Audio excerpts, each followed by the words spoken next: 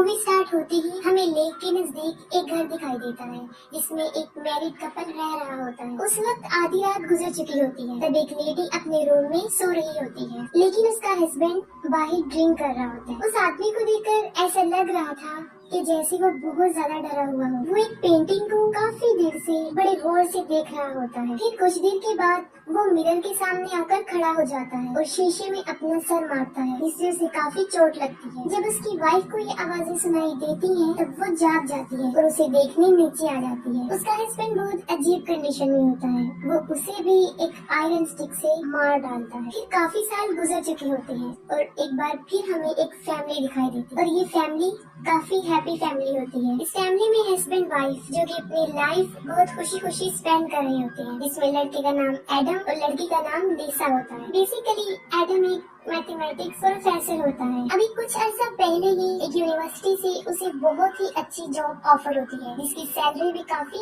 अच्छी होती है और साथ में वो लोग उसे रहने के लिए एक खूबसूरत सा घर भी प्रोवाइड करते हैं, जिससे वो काफी खुश होता है। फिर वो लोग सिटी से टाउन उस घर में आकर शिफ्ट हो जाते हैं। दूसरी तरफ मेलिसा प्रेग्नेंट होती है, जिसकी वजह से वो दोनों बहुत खुश होते हैं। इस बात को लेकर उन दोनों के दरमियान काफी डिस्कशन होती रहती थी कि वो बेबी बॉय होगा या फिर गर्ल। अगर बेबी बॉय हुआ तो उसका नाम एडम जूनियर रखा जाएगा और अगर बेबी गर्ल तो उसका नाम लीजा जूनियर। वो लोग अपनी लाइफ में बहुत खुश होते हैं और मजीद इस घर की वजह से उनका घर बहुत ही खूबसूरत और काफी बड़ा होता है और वो लोग अपने बेबी के लिए उसका रूम भी चूज कर लेते हैं। और उसी दिन लीसा की बहन विकी ने उनके लिए एक गिफ्ट भेजा होता है और उसमें एक माइस्टीरियस बॉक्स होता है। एडम उस बॉक्स को ओपन करने की काफी कोशिश करता है, लेकिन वो उसे नहीं खुलता, जिससे उन्हें लगता है कि शायद विकी ने उनके साथ कोई मजाक किया हो। मगर फिर भी वो उस बॉक्स को रख लेते हैं और अगले दिन एडम अपने काम पर चला जाता है। लेकिन जाने से पहले वो लीसा को कुछ इंस्ट्रक्शन देता है कि वो अपना ख्याल रखेगी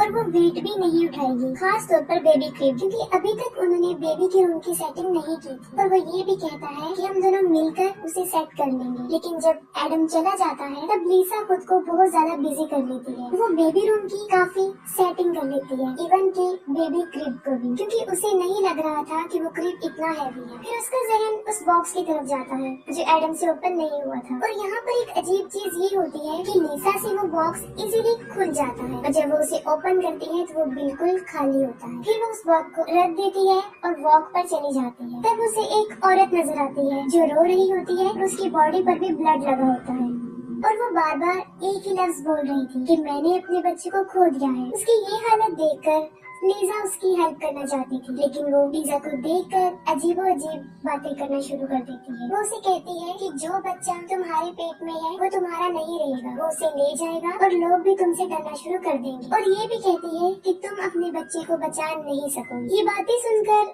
लीजा काफी डर जाती है और वो वापस घर आ जाती है। फिर वो एडम को कॉल करती है और सारे इंसिडेंट का उसे बताती है। लेकिन उस दिन से लीसा के साथ अजीबोगरीब होना शुरू हो जाता है। उसे बेबी रूम से किसी बच्चे की रोने की आवाजें आती हैं। फिर हालात को समझने के लिए वो ऊपर जाकर देखती है तो जो चीज वो देखती है उसे देखकर काफी हैरान हो जाती है। वो देखती है कि बेबी क्रिब में एक बच्ची लेटी हुई है। उसे कुछ समझ नहीं आ रही होती कि ये क्या हो रहा है, क्योंकि ये कोई ख्वाब नहीं होता बल्कि हकीकत होती है। और फिर जैसे ही वो उस बच्ची को गोद में उठाती है तब उसका चेहरा अचानक से बदल जाता है और इसके बाद लीजा अपने होश खो बैठती है। और शाम को जब एडम घर वापस आता है तो वो देखता है कि लीजा काफी जख्मी हुई है और उसका काफी खून भी निकल चुका होता है। वो फौरन उसे हॉस्पिटल लेकर जाता है। फिर लीजा तो बच जाती है, लेकिन उसका मिसकैरेज हो जाता है और इससे भी ज्यादा अफसोसनाक बात ये होती है जब डॉक्टर उसे बैड न्यूज सुनाती है कि लीसा अब कभी भी मां नहीं बन सकेगी और शायद उसका मिसकैरेज कोई हैवी चीज उठाने से हुआ है, जिससे एडम को ये लगता है कि शायद ये बेबी क्रिब की वजह से हुआ। और उसने लीसा को मना किया था, लेकिन उसने उसकी नहीं मानी।